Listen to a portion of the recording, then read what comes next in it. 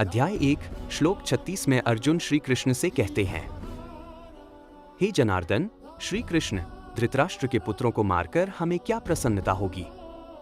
इन आतताइयों को मारने से तो हमें पाप ही लगेगा। श्लोक निहत्य धार्तराष्ट्रान्नः का प्रीति स्याज् जनार्दन, पाप में वाश्रयदस्मानः त्वैतानात्तायिना। अर्जुन कह रहा है कि धृतराष्ट्र के पुत्रों कौरवों को मारकर हमें कोई खुशी या संतोष नहीं मिलेगा।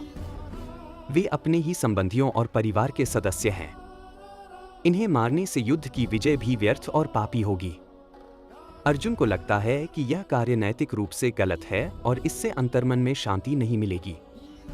पाप की यह अनुभूति जीवन भर मन को डोरती रहेगी। यह श्लोक अर्जुन के गहरे नैतिक और भावनात्मक संकट को दर्शाता है, जिसमें वह युद्ध के परिणामस्वरूप होने वाले पाप और पीड़ा के बारे में सोच रहा है। अर्जुन यह समझ रहा है कि युद्ध भूमि पर जीतना मात्र बाहरी सफलता नहीं है, बल्कि नैतिकता और आत्मा की शांति भी महत्वपूर्ण है।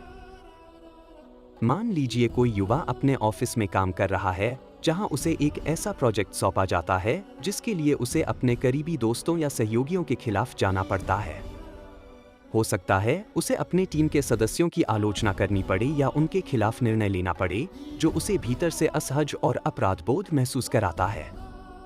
उसे लगता है कि इस काम को करने से वह अपनी टीम के साथ अपने रिश्तों को नुकसान पहुंचा रहा है और उसका मनोबल टूट रहा है। यह वाकया अर्जुन के द्वंद्व जैसा है। जीत या सफलता पाने के लिए वह भी अपने प्रियजनों के खिलाफ कोई कदम नहीं उठाना चाहता, क्योंकि इसे वह पाप और नैतिक अपराध जैसा मानता है।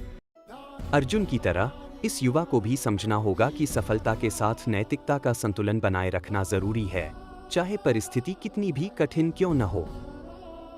यह उदाहरण बताता है कि जीवन में कभी-कभी हमें ऐसे फैसले लेने पड़ते हैं जो हमारे दिल और कर्तव्य के बीच तनाव पैदा करते हैं, और उस स्थिति में सही दिशा लेना ही वास्तविक समझदारी मानी जाती है।